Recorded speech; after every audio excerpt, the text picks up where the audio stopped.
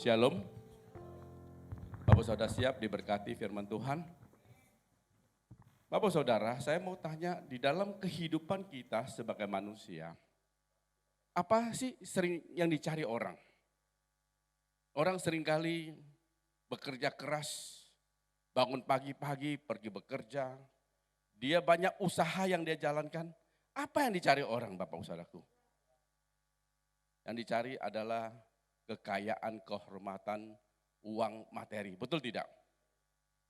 Hari ini saya mau bawa satu tema Bapak Saudaraku, yaitu hidup yang diberkati Tuhan.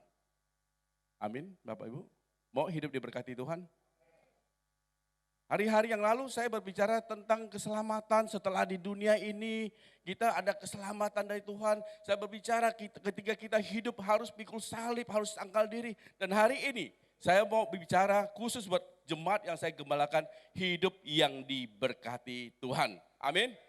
Ayo buka Alkitab saudara yang terambil di dalam Kejadian pasal yang ke-26 ayat 12 dan 13. Kejadian pasal yang ke-26 ayat 12 dan 13. Saya ingin Bapak Ibu Saudara kita baca bersama-sama dua ayat saja.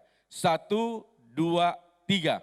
Maka menaburlah Ishak di tanah itu, dan dalam tahun itu juga ia mendapat hasil 100 kali lipat sebab ia diberkati Tuhan. Dan orang itu menjadi apa? Kaya, bahkan kian lama kian kaya sehingga ia menjadi sangat kaya. Hidup yang demikian, saya mau tanya Bapak Ibu Saudara mau tidak? Bapak Saudara mau enggak? Dia menjadi kaya, bahkan kian lama kian kaya. Saya tanya kok ragu-ragu jawabnya. Bapak Saudara mau enggak hidup yang demikian? Saya juga mau. Yang mau tolong lambaikan tangannya. Semua mau kaya ya. Ada orang yang kerja setengah mati, banting tulang, ya tetap pancet aja. Tapi ada juga sebagian orang, Bapak Ibu, kerjanya santai, tapi uangnya akeh. Dalam hal ini Bapak Ibu Saudara, saya tidak mau bahas orang-orang yang di luar Tuhan. Karena di luar Tuhan ada oknum tertentu, yang di luar Tuhan yang bisa memberikan kekayaan. Tapi saya berbicara tentang anak-anak Tuhan. Dalam hal ini Ishak, kenapa dia bisa jadi sangat kaya? Kenapa dia bisa jadi sangat kaya? Ayo kita kembali tadi yang ayat yang baru kita baca. Ayat 12 ya. Coba ya kita baca. Kita perhatikan ayat 12. Kejadian 26 ayat 12 ya. Maka menaburlah Ishak di tanah itu. Berarti Ishak itu bekerja. Yang sudah saya katakan amin. Ya. Maka menaburlah Ishak di tanah itu. Dalam tahun itu juga ia mendapatkan hasil 100 kali lipat. Ketika Ishak bekerja, dia mendapatkan hasil yang sangat-sangat maksimal. Kenapa dia mendapatkan hasil yang sangat maksimal? Sementara sebagian orang bekerja tidak mendapatkan hasil yang maksimal. Sebabnya apa? Coba lihat, sebabnya apa? Coba perhatikan. Sebab ia, kok ngeloyo? Sebab ia, baca tadi itu, ayat 12. Sebab ia diberkati Tuhan. Amin. Ini kuncinya, sebab ia diberkati Tuhan. Amin Bapak Ibu. Bapak Ibu Saudara yakin bahwa berkat datang dari Tuhan? Oh enggak Pak, kalau enggak ada kerja gimana bisa diberkati? Iya. Bapak Saudara harus kerja. Tapi juga ada orang yang kerja banting tulang tetap aja tidak ada berkat. Betul tidak?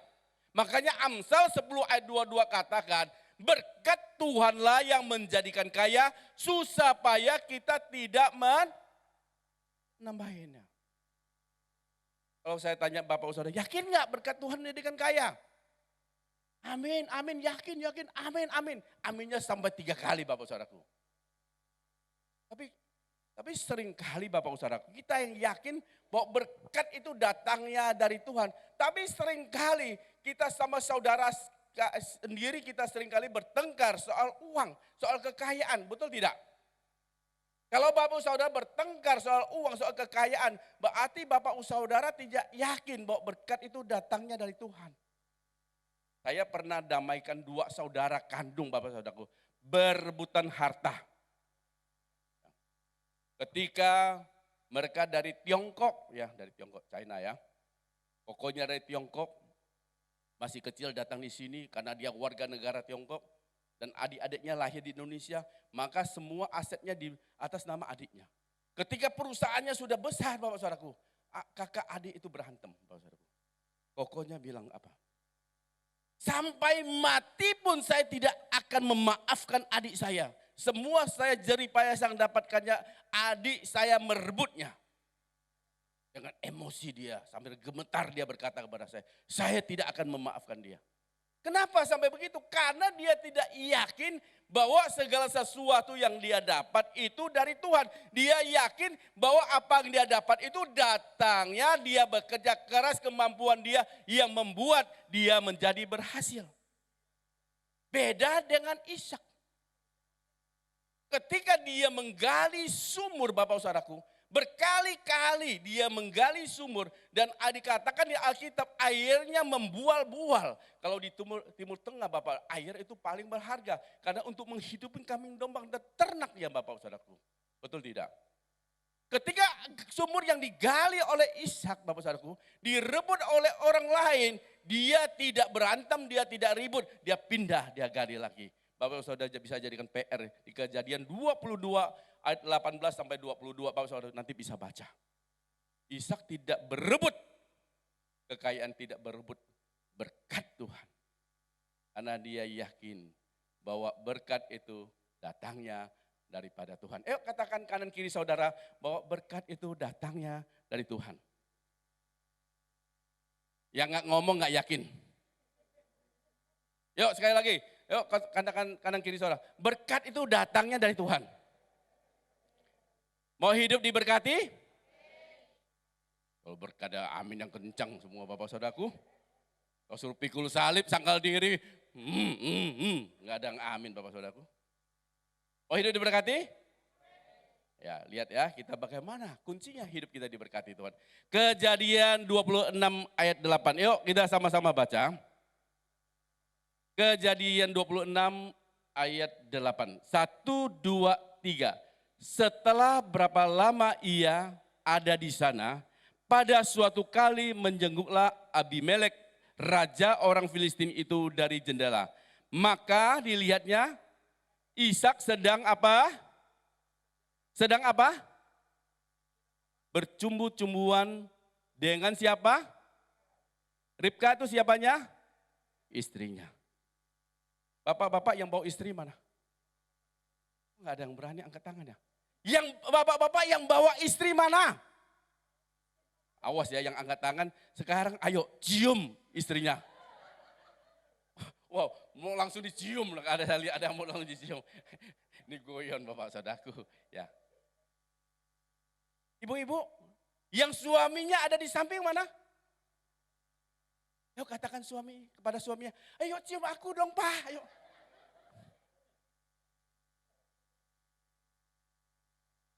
Gak usah dipraktekkan bapak saudaraku, nanti saya iri. Siapa yang percaya bahwa berkat itu bisa turun ketika hidup kita ini rukun? Saudara percaya?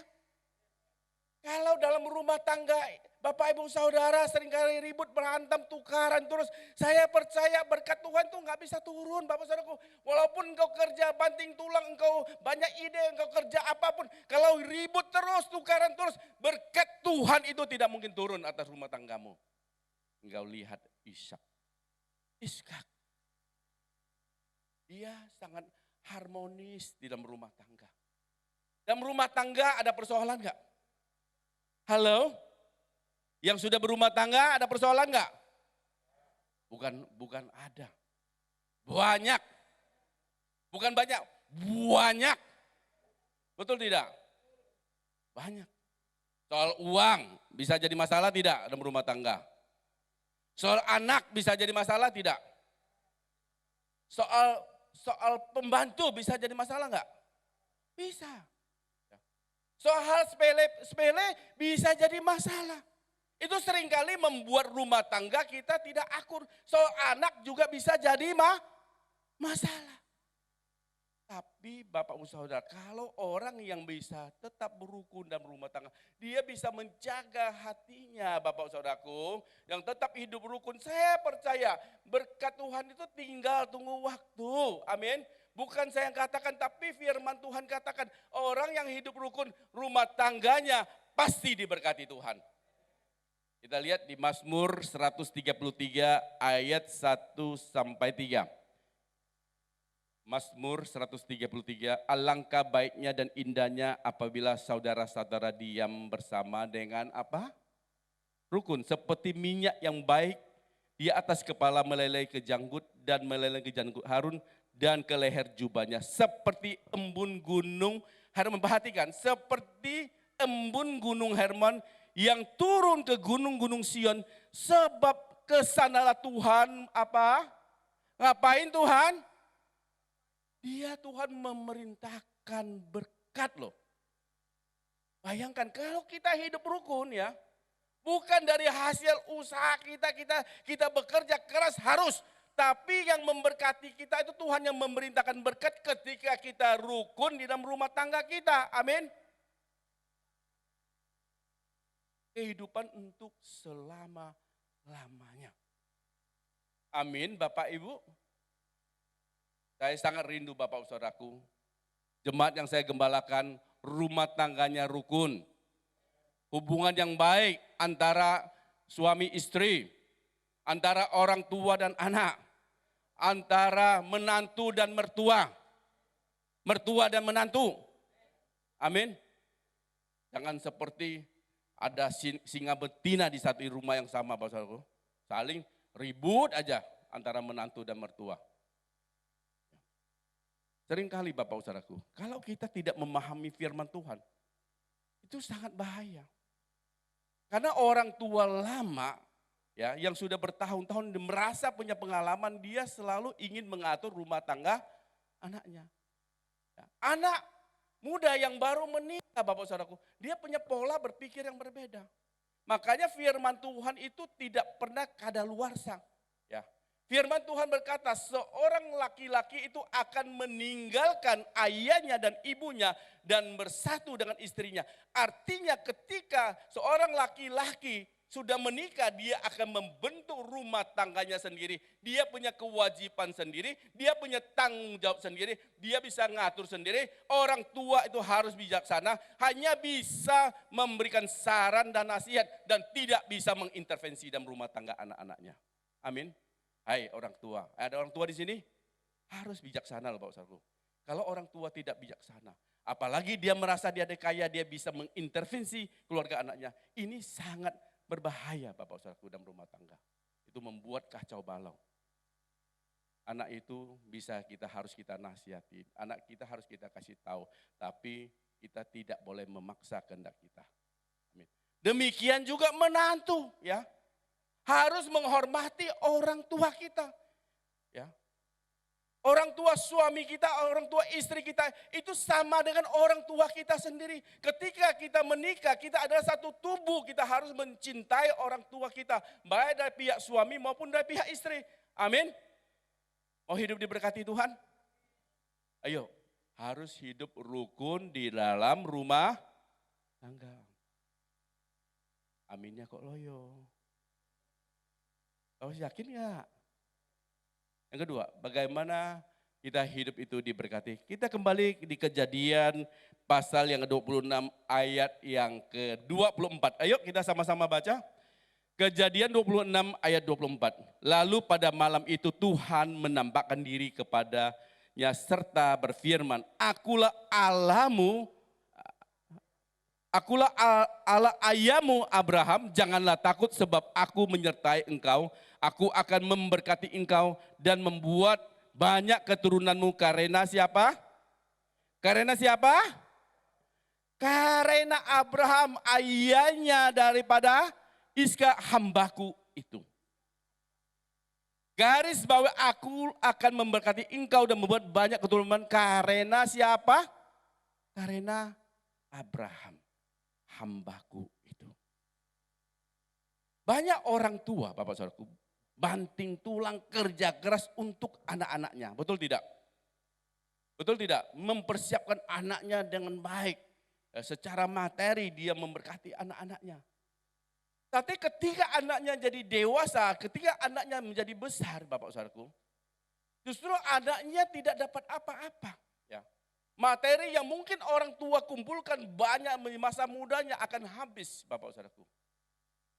Anak itu bukan hanya kita ajarin dia bekerja dengan baik. Ya. Jadi kita harus mewariskan sesuatu yang rohani itu kepada anak-anak. Firman Tuhan itu sangat jelas berkata, Ishak itu diberkati, kenapa? Karena siapa? Karena siapa? Karena Abraham ayahnya itu. Orang tua Bapak Saudaraku, itu hati-hati loh Bapak Saudaraku. Taburan orang tua, Bapak, sangat besar sekali andilnya supaya anak-anaknya itu diberkati Tuhan. Itu yang saya katakan amin. Amin ya koloyo. Ingin lihat anak-anak kita diberkati Tuhan? Sekali lagi, taburan orang tua itu memiliki andil yang sangat besar supaya anak-anak kita itu diberkati Tuhan. Tapi jangan dibalik ya. Jangan dibalik. Artinya gini, semua orang yang diberkati itu belum tentu karena taburan orang tua. Belum tentu loh Bapak Saudaraku. Kalau hari ini misalnya ada orang diberkati Tuhan, belum tentu taburan orang tua. Juga mungkin bisa karena diri dia sendiri yang hidup di dalam kebenaran. Mungkin dulu orang tuanya hidup ngawur, hidupnya brengsek, tidak pernah menabur apa-apa. Tapi karena dia merubah hidupnya, Bapak Saudaraku, pola hidupnya berubah. Dia hidup benar, hidup kudus, hidup sesuai dengan firman Tuhan, dia bisa diberkati luar biasa.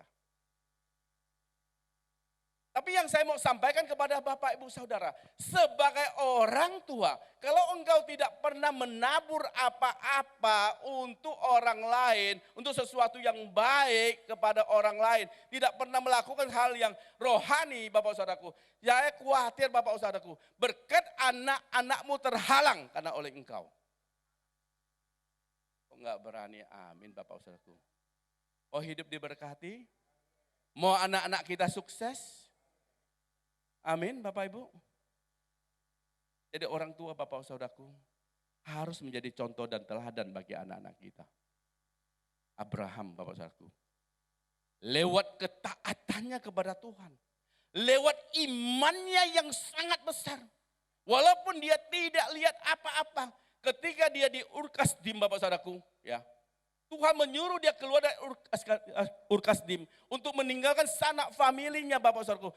Abraham tidak pernah ragu Bapak Saudaraku. Dan tanpa tujuan dia keluar dari Ur-Kasdim Bapak Saudaraku. Dengan iman Bapak Saudaraku kepada Tuhan. Itu diperhitungkan sebagai kebenaran oleh Tuhan. Sehingga ketika Ishak Bapak Saudaraku mulai berumah tangga. Ishak itu diberkati oleh Tuhan. Karena iman daripada Abraham itu. Bapak-bapak di sini, para orang tua, Bapak Saudaraku, jangan ngawur hidup kita, Bapak Saudaraku. Ayo hidup dalam kebenaran. Kalau engkau ditinggal dalam Tuhan, bukan hanya KTP-mu Kristen, bukan hanya engkau datang ke gereja, walaupun orang lain tidak melihat seluruh kehidupan kita, tetapi seluruh hidup kita itu senantiasa diawasin oleh Tuhan. Oleh sebab itu, kalau engkau menabur sesuatu yang tidak baik dalam kehidupanmu, ingat baik-baik, anak cucumu akan menuai hal yang tidak baik dari kehidupanmu. Berani amin kan? Gak berani amin kan? Agak ketakutan kan? Saya lihat bapak-bapak mulai pucat nih mukanya, pucat semua kan? Kenapa pucat Pak? Saya gak berani sebut nama ya, saya cuma bapak-bapak pucat ya. Ayo berubah kita, termasuk juga yang ngomong. Ketika kita melakukan hal yang baik. Akhir bulan ini Bapak Saudaraku, gereja kita akan misi ke Kalimantan. Akan menabur sesuatu yang baik di sana. Kalau Bapak Saudara sekiranya misalnya ada yang tertarik ya, ingin menabur sesuatu yang baik kepada orang-orang yang di sana di pedalaman, boleh Bapak Saudara titip ke saya boleh, atau ya, nanti saya akan bantu salurkan di sana. Karena setiap jerih payah kita dalam Tuhan itu tidak pernah sia-sia Bapak Saudaraku. Ngapain emang kita kurang kerjaan, kita di Surabaya, kita di Sidoarjo mikirin orang-orang di pedalaman. Kita bukan kurang kerjaan. Tapi Tuhan memanggil kita untuk menjadi terang bagi Tuhan, amin. Harus menjadi cahaya lilin kecil bagi Tuhan sehingga orang boleh melihat bahwa Tuhan itu ada, amin. Kita berani amin kalau sesuai menabur Bapak Saudara. Kalau diberkati tadi aminnya kencang Bapak Saudara. Mau hidup kita diberkati Tuhan? Yuk belajar menabur. Yang terakhir Bapak Saudaraku. Hidup yang diberkati. Kita lihat di Amsal 22 ayat 4. Amsal 22 ayat yang keempat. Yuk kita sama-sama baca ya. 1, 2, 3. Ganjaran kerendahan hati dan takut akan Tuhan adalah kekayaan, kehormatan, dan kehidupan. Kekayaan, kehormatan, dan kehidupan. Siapa yang mau? Gak ada yang mau ya. Saya mau. Kekayaan, kehormatan, kehidupan, siapa yang mau? Semuanya mau. Seringkali orang bekerja keras untuk mendapatkan kesuksesan. Seringkali orang bekerja keras untuk mendapatkan kekayaan. Ada orang kaya penuh dengan materi. Saya mau katakan belum tentu kekayaan itu datangnya dari Tuhan. Ada unsur-unsur yang positif yang harus kita miliki. Kalau kita mau dapat sesuatu yang datangnya dari Tuhan.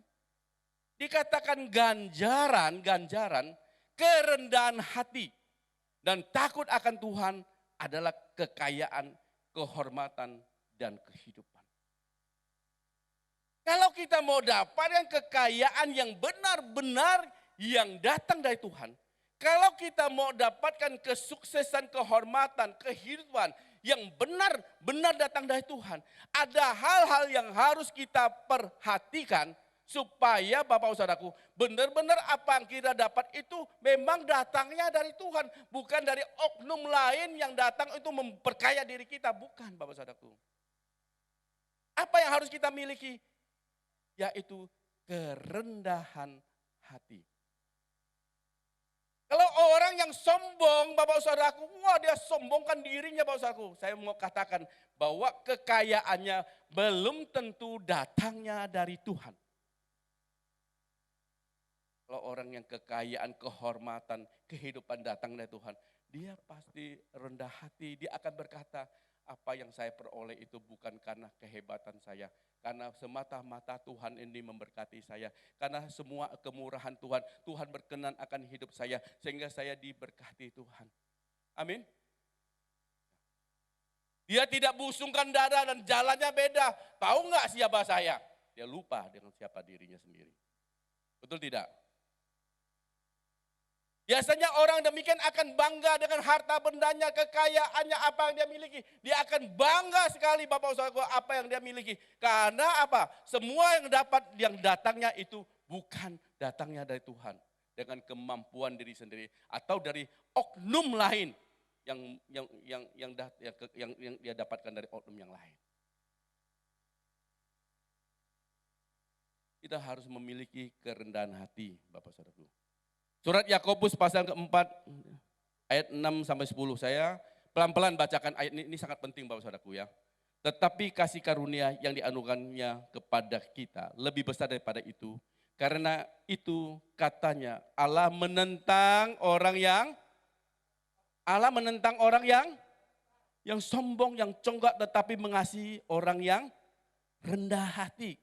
Karena tunduklah kepada Allah dan lawanlah iblis maka ia akan lari daripadamu.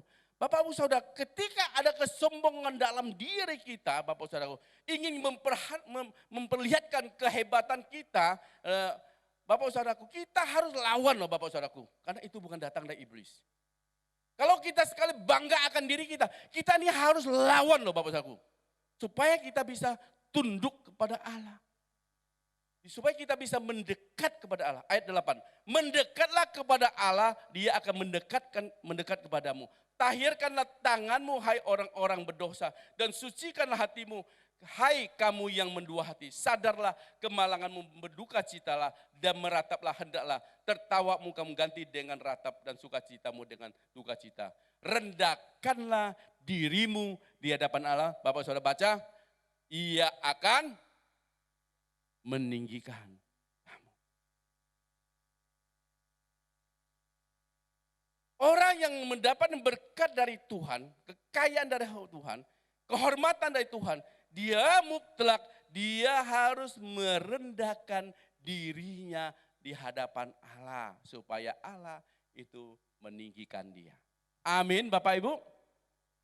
Yang terakhir Bapak Saudaraku, tetap di Amsal 22 ayat 4. Ganjaran kerendahan hati dan takut akan Tuhan. Takut akan Tuhan. Ya. Takut akan Tuhan Bapak Saudaraku adalah apa? Kekayaan, kehormatan dan kehidupan. Ya. Mau kekayaan, mau kehormatan, mau kehidupan, kita dituntut harus hidup takut akan Tuhan. Amin. Takut akan Tuhan itu seperti apa Bapak? Takut akan Tuhan adalah kita direspek dengan Tuhan, hormat dengan Tuhan, selalu mengikuti jalannya, tidak melawan kebenarannya, melakukannya di dalam seluruh hidup kita. Itulah ciri orang yang takut akan Tuhan. Ayat terakhir Mazmur 34 ayat 10 dan 11. Mazmur pasal yang ke-34 ayat 10 dan 11. Takutlah akan Tuhan hai orang-orangnya yang kudus, sebab tidak kekurangan orang yang takut akan Dia. Singa-singa muda merana kelaparan, tetapi orang-orang yang mencari Tuhan tidak kekurangan sesuatu pun yang baik. Dalam kondisi ekonomi yang morat-marit dengan corona yang 2 tahun lebih ya, di seluruh Indonesia, saya percaya banyak orang yang terpuruk, banyak orang yang tidak bisa bertahan. Tapi firman Tuhan katakan singa-singa muda merana kelaparan, tetapi orang yang mencari Tuhan, yang takut akan Tuhan, dia tidak akan kekurangan suatu apapun juga karena dia diberkati oleh Tuhan. Amin. Saya tidak perpanjang firman Tuhan. Kira firman Tuhan yang singkat ini boleh sungguh membekali Bapak Saudara di perjalanan kehidupan Bapak Saudara. Tuhan Yesus memberkati. Saya undang pemain musik.